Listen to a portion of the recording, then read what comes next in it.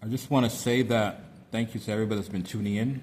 We've hit almost over 1,000 views in the past 3 days on YouTube, and I never had a YouTube platform speaking about political issues, so this is a brand new account.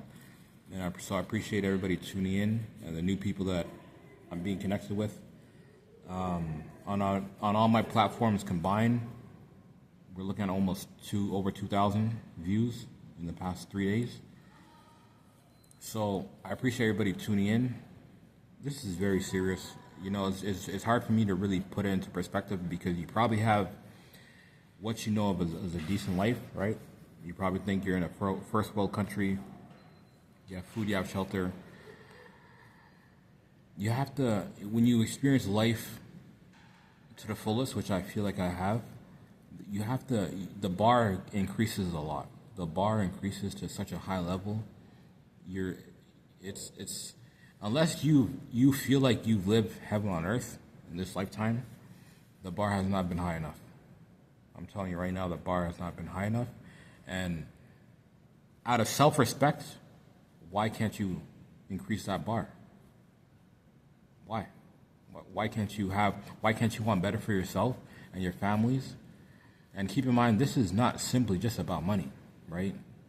This is about quality of life. This is about top-down management of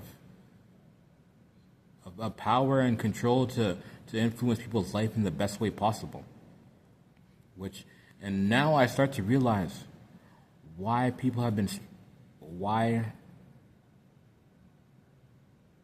when things should be getting better in life, especially in a developed country like Canada, right? G7 country, things are getting worse. Things are getting more expensive. You know, young people don't even think of having kids and getting married and just even thinking about owning a home, unless you have your parents or your grandparents giving you a home. The numbers just don't look good. It's like, why does it seem something so impossible when on one salary over 100 years ago, someone could build a home, can have a home for themselves and their family on one income, and take care of the family, raise a family, have kids. Why is that 100 years later? Things with technology and all the improvements and developments, come on. Things should be much better, and they can be better, but it has to be the right leadership in charge. So when I say Luau 2025, this is not a joke. This is very serious, and I want you to stop. Anybody that resonates with my videos, please,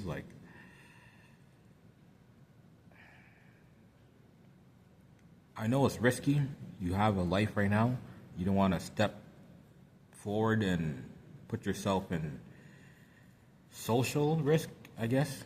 I guess that's the best way to put it. Social risk, because if it fails, look, I battle systemic issues, and there are going to be failures along the way. But the main thing, when people come together and commit, and accept somebody as a leader, you can do such amazing things. You can do things that you didn't think is possible. Really. So we're at such a crucial time in history. Not even just in the country, but in the world. And when people don't take it seriously, and maybe you don't, and I don't blame you, because if you're somebody that just wants to do their best, go to work, give their best, and then come home to your family and loved ones, like normal people, right? That's a normal thing to want to do. Just do your best at work, take care of your family, but your joy comes from your loved ones, spending time with your loved ones, your hobbies. That's just normal. That's human. So you never probably have the time or even any inclination to want to think about politics or the greater scheme of things in life, because why should you? And even if you do, what can you change? That's probably a big thing too. What can you change? You can change a lot, but you have to get with the right team. You have to get with the right people, support the right leaders, and it's very hard to support the right leaders because everybody talks the best game in the world. How I'm gonna do this, how I'm gonna do that, and Like, you have to think about it. Our latest prime minister, who is stepping down now, right, came from a political family. If I didn't vote, and I haven't voted, I've never voted in my life. I'm just exposing that right now. And I just felt like Canadians will make the right decision, so I don't need to be a part of it. The majority will make a right decision. I don't even need to worry about that. I'll focus on the micro. And the thing is, that works to a certain extent. I've hired people. I've been able to give people jobs, but to scale and to do more things for other people and to combat systemic issues, no, you have to. It requires you to think about politics and this and what systemic issues are going on.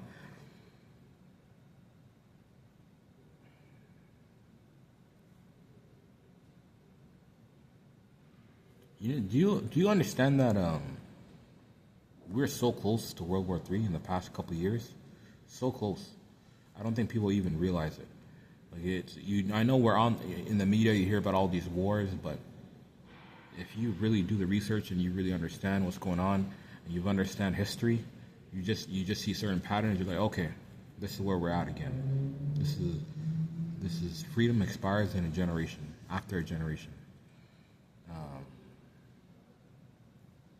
So that means every generation has to battle for freedom on their own. You have to reset the bar. And this is the time right now. For our generation right now, this is the time. We have to reset the bar so our kids and our grandkids can have a future. A good future. I mean,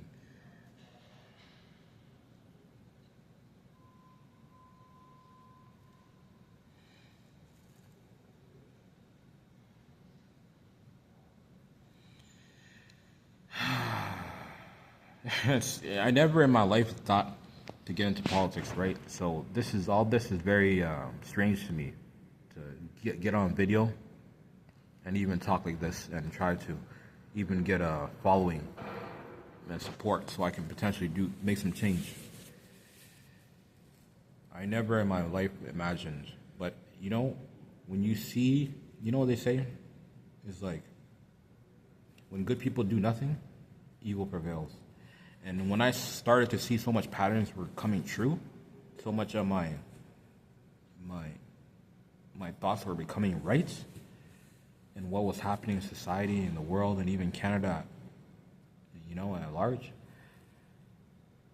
I'm like, if this keeps going and I'm right, what do I do 10 years down the line when I look at,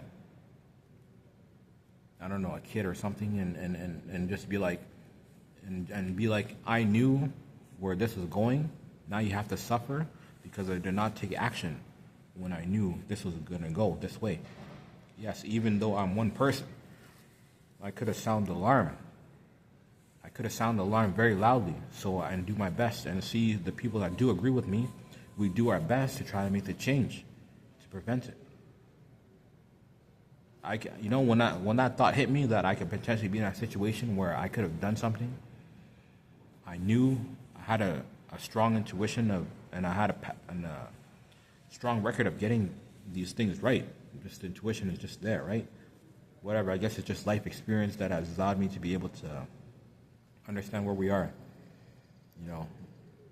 So that couldn't sit well with me at all. Like, couldn't sit well with me, not even one bit.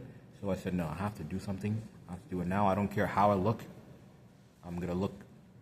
I probably will look silly at times because I never planned to go for any political office in my life. Never tried to get into politics. Never even thought about that.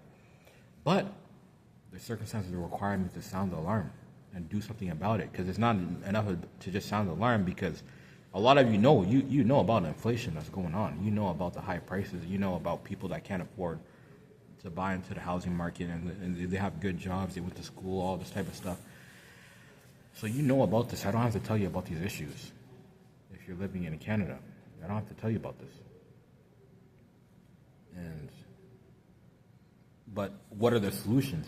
I can't, and I can't. It's not responsible for me to just be like this person knows or this person. I don't trust them because they've had so much times. There was a conservative leadership before this, a conservative government. Now it's a liberal government. So at some point, they both had like over 5 years of running.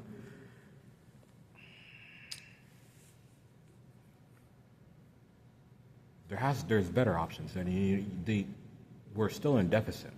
Like if you know anything, basically, they're both governments were in the red at points in their government at points in their time running. They're both in the red. Do you know what it is to be in the red? Look, like do you know when you get an NSF fee, when you have those fees and you're in the red? Now think about a country being billions in the red, billions on top of billions. That's why the USA is saying you might as well just become a state because we're basically giving you all this money so you're not so deep in the red.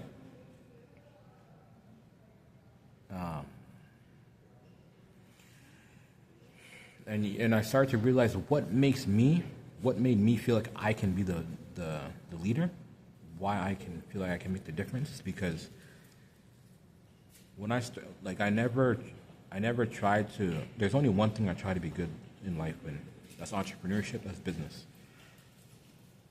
All I've ever had is to sell my word, to sell that I can get something done, and I've done it thousands and thousands and thousands of times.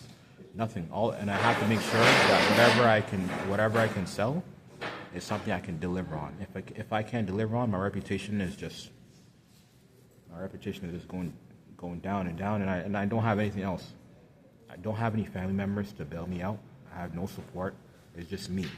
I don't come from any rich family. I don't have any relatives that care. There's nothing like that. Like it's just me.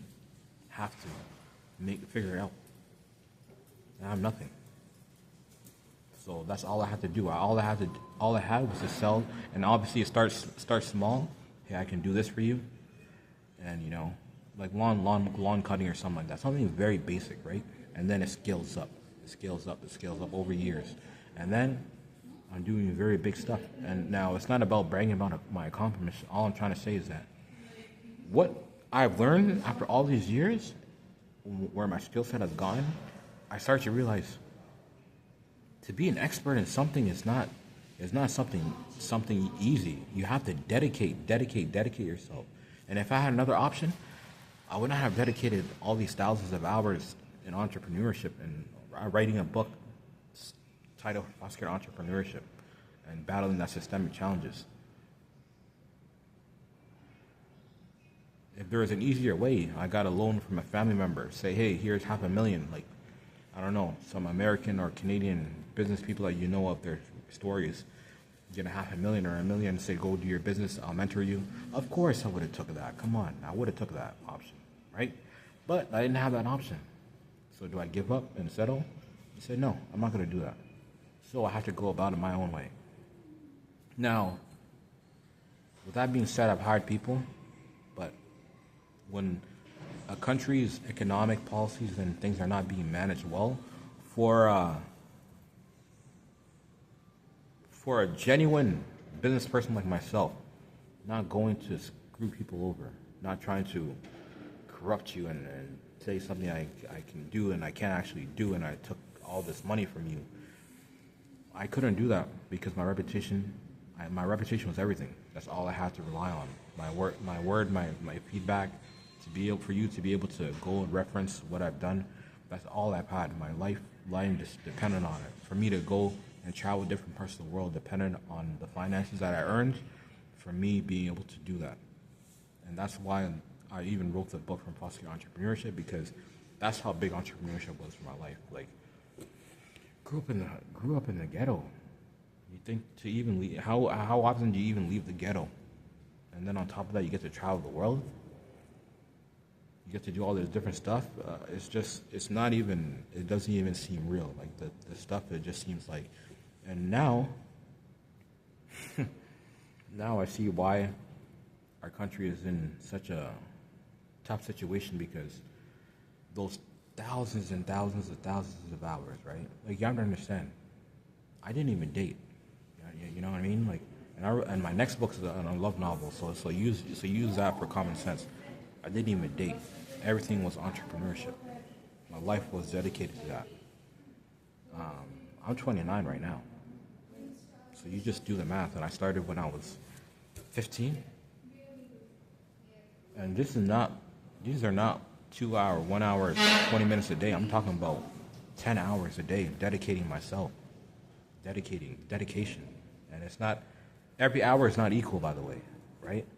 An hour, high stakes of just like you focusing, your reputation on the line, so you can never do this. Your only outlet for you to have a decent life, you can lose it if you're not focused. So you got over 10,000 hours of that. So when I start to realize the reason we have these issues, because unfortunately our politicians don't actually know what they're doing. They get into the role thinking it's easy. We have hundreds of billions to work with. We can hire the people with the brightest people with PhDs and all these accolades for finance positions, for all these positions. And common sense, you'd be like, oh yeah, it's true, right? That's all you should need to run. No, it's not like it doesn't work like that. To be expert, to be mastery in something, you need thousands of hours of actual trial and error and actually becoming better. So that's hard to measure. Some of the best people I know, they don't even know how to sell themselves properly. Because they spend all their time trying to develop the skill set of whatever it is they're good at. And now, what happened now, luckily, what I try to be good at involves me talking and getting the work done. Getting the work done. So whatever I said I can promise them, I get it delivered, send them the bill. So that's a difference. So I had to learn a lot of how to talk, right? And for that reason, it makes it easy for me to convey what I'm trying to, my value, right? My value proposition. Now, the main thing is that you're not going to believe me. You're just going to be like, this young guy, what does he know? Right? Like, you went to college, I went to college. It's just, people are looking at it from just as if I went a normal route in life, right? Trust me, if I wrote a normal life, I would not have written a book titled From Fostering Entrepreneurship, talking about systemic issues that I faced to even overcome, to even have what you call a decent life, and then to even have what a life I would call a dream life for myself. And a dream life is, and basically a life that you're just like you find unbelievable to live. It's very possible for Canadians, and that's what I'm trying to bring. I get so excited just even thinking about it, and I know exactly what to do. I know how to manage money. I manage money. I've had to manage money thousands of times. I have to make a profit thousands of times. I have to reduce expenses thousands of times. Excuse me. Lips a little bit chapped. Sorry about that. I've had to hire people thousands of times for projects. A lot of them were short-term projects, but still, I've had to hire the best person possible and get the best result out of the project. So I know I'm qualified because I just look at the math, right? If I have a 70%, 90% success rate, it varies, right? In getting a job done and getting a satisfactory response, thousands of times. What else am I gonna? What other data am I gonna look at? That has to be the proof for me. That has to be the proof for me. Now, I never did it to be able to brag to people or to show people that I'm this or this type of expert. Now this is the first time I'm ever publicly speaking about this because the stakes are high. When I say Luau 2025, you have to understand I have skills. I'm very, very qualified. It's just I've been doing everything in behind the scenes because I never had any intention of bringing it public. However, like I said, when good people do nothing, evil prevails. And it starts little bit by little bit. So I'm doing the best that I can, and this is why I'm coming out. And honestly, I want some people to please step forward and volunteer. You don't even have to give any money. Right now, the main thing, I do need people that you believe what I'm saying. You and I know some of you have already messaged me, and you're like, yes, I'll support you and this and that, but I need your support now for small things. The small things is what's gonna move things forward. So right now, for the small things, I need you to reach out. I need you to reach out and help save Canada. Let's get to it.